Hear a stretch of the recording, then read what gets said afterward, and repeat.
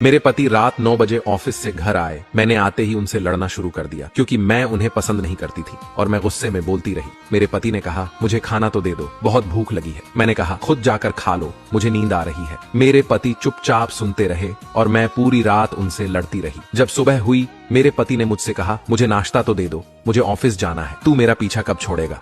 मैंने गुस्से में कहा, मैं तुझसे तंग आ गई हूँ, भगवान करे तो मर जाए। मेरे पति कुछ नहीं बोले और ऑफिस चले गए। मैं अपने बच्चों को स्कूल से लेकर वापस आ रही थी तो मेरे घर के सामने बहुत भीड़ लगी हुई थी। भीड़ को देखकर मैं चौंक गई और अपने घर के करीब पहुंची तो देखा कि मेरे पति की लाश घर के सामने पड़ी थी। मेरे ऊपर कयामत सी आ गई। मेरे हाथ पैर कांपने लगे। मेरे अंदर एक सन्नाटा सा छा गया। लोग आपस में बातें कर रहे थे कि कार से मनोज का एक्सीडेंट हुआ है। मैं जोर से चीखने लगी और चिल्लाने लगी कि मनोज उठ जाओ, मैं अब तुमसे कभी नहीं लड़ूंगी, तुम्हें कुछ नहीं कहूंगी, मुझे कुछ नहीं चाहिए, उठो मनोज, तुम्हें भूख लगी थी ना, चलो मैं खाना देती हूँ। मैं मनोज के हाथ पैर चूमने लगी, मुझे छोड़कर ना जाओ, उठ जाओ। लेकिन मनोज कैसे उठता, उसे तो मेरी बद्दुआ और मेरी नहुसत, मेरे करबे लहजे ने मार दिया था। मनोज के जाने के बाद मुझे दुनिया के रंग नजर आने लगे, मुझे रिश्ते बदलते दिखने लगे, मेरे सब अपने मुंह से मुंह मोड़ने लगे, दुनिया के लोग मुझे गंदी नजरों से देखने लगे। फिर कुछ दिनों में मुझे मेरा घर छीन लिया गया, जो हिस्सा मेरा बनता था मेरे ससुराल वाले ने मुझे दे दिया। मनोज के मरने के बाद मुझे एहसास हुआ कि पति जैसा भी हो, चाहे पसंद का हो या नापसंद का, लेकिन औरत के सर का ताज होता है।